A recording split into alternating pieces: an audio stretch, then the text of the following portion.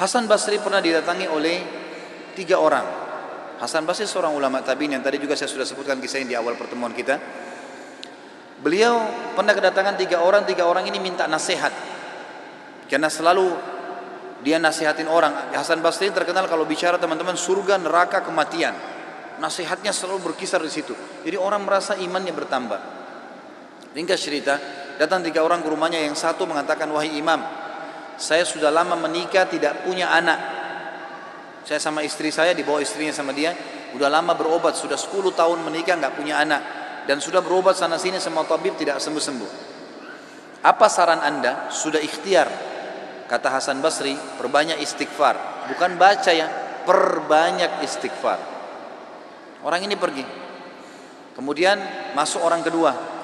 Hai imam, saya sudah lama sakit, di perut saya ini ada penyakit, sakit. Kalau sakit itu luar biasa. Sudah berobat sana sini nggak pernah sembuh. Sudah ikhtiar. Apa saran anda? Kata Hasan Basri, perbanyak istighfar. Lalu yang ketiga mengatakan, masuk orang yang ketiga, wahai imam, saya sudah lama bekerja keras, tidak pernah kaya seperti fulan. Ditunjuk orang kaya di kampung itu. Maka saran anda apa? Dia bilang perbanyak istighfar. Perbanyak istighfar. Maka pada saat itu teman-teman sekalian, waktu sudah pulang semua, istri Hasan Basri tanya, kenapa tadi 3 orang ini pulang semua? Ada beberapa athar menyebutkan murid-muridnya yang bertanya, gitu kan? Kenapa anda cuma mengatakan istighfar? Kenapa anda tidak pandu mereka? Mungkin yang satu butuh modal, yang satu butuh tabib, dokter, satu butuh obat mungkin. Kata dia, tidakkah kalian sudah dengar kalau mereka sudah ikhtiar, tinggal ada penghambatnya nih, dan penghambatnya adalah dosa-dosa mereka. Dan Allah sudah berfirman dalam surah Nuh, surah nomor 71 ayat 10 sampai 12. A'udzubillahi minasyaitonirrajim. Nabi Nuh berkata kepada kaumnya, faqultu astaghfiru rabbakum innahu kana ghaffara. Aku berkata kepada mereka, Nabi Nuh berkata kepada kaumnya, istighfarlah kalian, mohon ampunlah pada Tuhan kalian, karena dia maha pengampun, dia suka kalau kalian tobat tuh. Ayat 10, ayat 11-nya, yursilis sama alaikum midrara. Mereka atau pasti Allah akan turunkan dari langit hujan yang lebat. Dan kita tahu hujan adalah sumber kehidupan manusia. Makna letterletnya, makna tadabburnya adalah, makna tafsirnya, dia akan turunkan dari langit rezeki-rezeki yang midrar. Midrar itu bertubi-tubi. Ayat 12-nya, wa yumditkum bi amwalin wa banin wa yaj'al lakum jannatin wa yaj'al lakum anhara.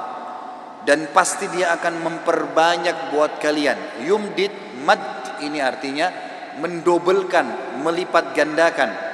Dan pasti dia akan melipat gandakan, menambahkan buat kalian keturunan, harta-harta, amwal dan keturunan, serta dia akan melebatkan kebun-kebun kalian dan akan memperbanyak sungai-sungai kalian, sumber air kalian. Imam Ahmad rahimahullah pernah didatangi teman-teman sekalian oleh seseorang. Maaf, Imam Ahmad pernah di akhir hidupnya, ini kalau teman-teman yang pernah dengar kisahnya, maaf saya ulangi, karena memang berhubungan dengan poin ini. Pernah Imam Ahmad rahimahullah di akhir hidupnya dia tidak tahu kenapa dia harus mendatangi sebuah tempat. Lalu kemudian dia pergilah ke sana. Setelah dia tiba di kota itu, tiba waktu maghrib, dia masuk ke sebuah masjid, lalu dia sholat maghrib. Habis maghrib beliau duduk rahimahullah dengan membaca Al-Quran. Imam Ahmad ini kalau nggak salah meninggal tahun 240-an, salah satu dari 4 imam madhab ya.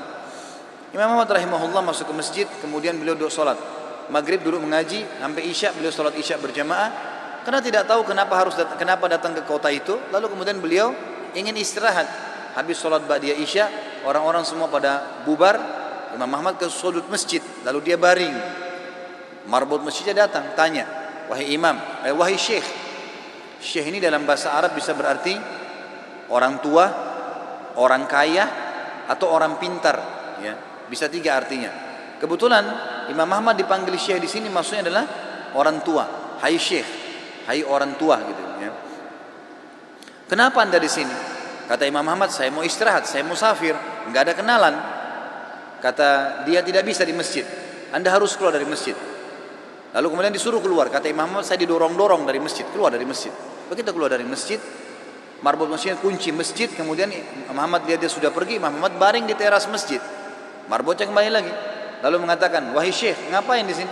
Dia bilang seperti saya bilang, saya musafir, saya butuh istirahat. Ya. Kata marbotnya, nggak bisa. Ini masjid, peraturan nggak boleh duduk di sini. Lalu kemudian didorong-dorong Imam Ahmad sampai ke jalanan. Di sebelah masjid ada satu orang penjual roti.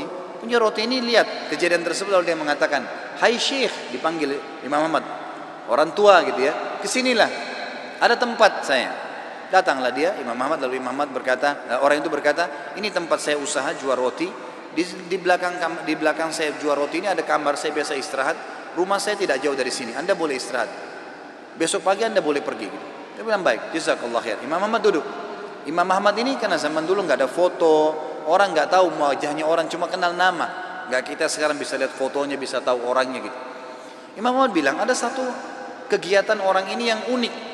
Setiap kali orang ini pecahin telur, ambil gandum, ya, tepung, kemudian taruh garam, diaduk, selalu astaghfirullah wa atubu ilaih, astaghfirullah wa atubu ilaih, terus astaghfirullah wa atubu ilaih, terus dia mengucapkan itu. Maka yang terjadi adalah Imam Ahmad bertanya, berapa lama kau amalkan ini?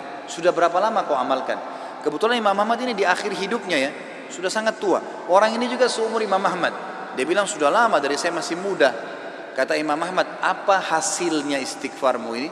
Dia bilang semua yang saya minta sama Allah dikabulkan. Apa saja. Belum pernah saya minta sama Allah nggak dikabulkan.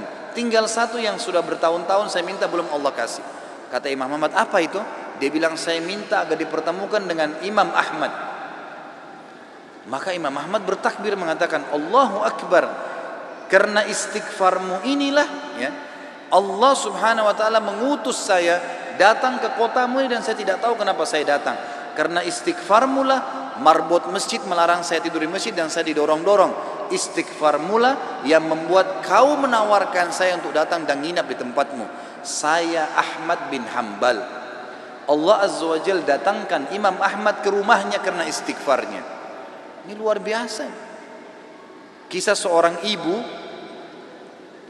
yang berada di wilayah Kashmir. Kisah belum lama terjadi. Ibu ini rupanya punya, kalau saya tidak salah, cucu atau ada anaknya perempuan kena penyakit tulang, sakit. Ibu ini selalu berdoa kepada Allah SWT sambil beristighfar, karena dia sudah bawa ke dokter di sekitar rumah situ, di sekitar kampungnya tidak ada, gitu kan? Nggak ada yang bisa tanganin. Mereka cuma bilang ada satu dokter ya yang mampu menangani ini, tapi di India. Dia di India dan dokter itu Muslim, ahli spesialis tulang. Cuma dia yang bisa. Ibu ini tahu dia tidak punya kemampuan uang beli tiket pesawat atau kendaraan, mau bayar dokter tidak mungkin. Maka ibu ini memperbanyak doa dan istighfar. Selalu istighfar kepada Allah. Ya Allah, kalau ada dosa maafkanlah, sembuhkan anak ini. Ya Allah, pertemukan sama dokter itu, mudahkan supaya anak saya ini berobat. Ringkas cerita, dokter yang tadi jadi target ini keluar dari India. Ada acara, dia naik pesawat melewatin wilayah Kashmir tadi itu. Tiba-tiba pilotnya bilang, pesawat ini badai, lagi hujan deras, tidak bisa pesawat lanjut nih, harus turun di wilayah itu. Turunlah pesawat itu. Begitu turun, tiba di bandara, kata dokternya, saya harus, ini ada seminar, saya harus hadiri. Berapa jauh dari sini? Orang itu bilang target Anda sekitar 4 jam dari sini. Kata dokter, baik, saya mau sewa mobil. Ya, masih bisa keburu, gitu kan? Masih sekitar 6-5 jam lagi acaranya, 5-6 jam lagi. Begitu dia sewa mobil, jalan sedikit dari bandara, ternyata ya, hujan makin keras. Kata supirnya, nggak bisa kita jalan. Kalau jalan ini paksa ini bisa kita dihancurin oleh badai. Kata dokternya, baiklah kita istirahat. Mampir di pinggir, mampir ke sebuah rumah. Rumah itu rumah tua, rumah kayu. Lalu tabibnya ini, dokternya ini naik ke rumah itu, berteduh, ketuk-ketuk, ucapin salam, dijawab waalaikumsalam. Keluarlah seorang ibu. Lalu kemudian dokter ini bilang, maaf, kami ini musafir, hujan lebat, bisa berteduh di sini? Kata ibunya, silahkan. Lalu ibunya itu mengambilkan minuman, dihidangkan minuman. Waktu sementara duduk di ruang tamu, anak perempuan si ibu ini lagi nangis-nangis kesakitan tulangnya. Ini ibu yang tadi sakit tulang. Ini dokter yang jadi target sampai di rumahnya. Lalu kemudian dia berkata tabib ini, kenapa anaknya ibu? Dia bilang sakit tulang. Kenapa kok sakit? Kenapa nggak dibawa ke dokter? Sudah. Tapi kata dokter semua tidak bisa sembuh. Dan dokter yang bisa tangani cuma seorang dokter di India namanya Fulan. Disebutkan namanya dokter ini. Dokternya tiba-tiba nangis lalu berkata, segala puji bagi Allah subhanallah yang telah mendatangkan saya ke rumah ibu. Saya ini dokter yang ibu sedang targetkan. Allah datangkan dokter itu ke rumahnya justru karena istighfarnya, karena doanya kepada Allah SWT. Tidak pakai biaya, malah dokter itu biayai gratis dan datang ke rumahnya. Seperti itu, dan banyak ribuan kisah begini teman-teman sekalian yang berhubungan dengan istighfar.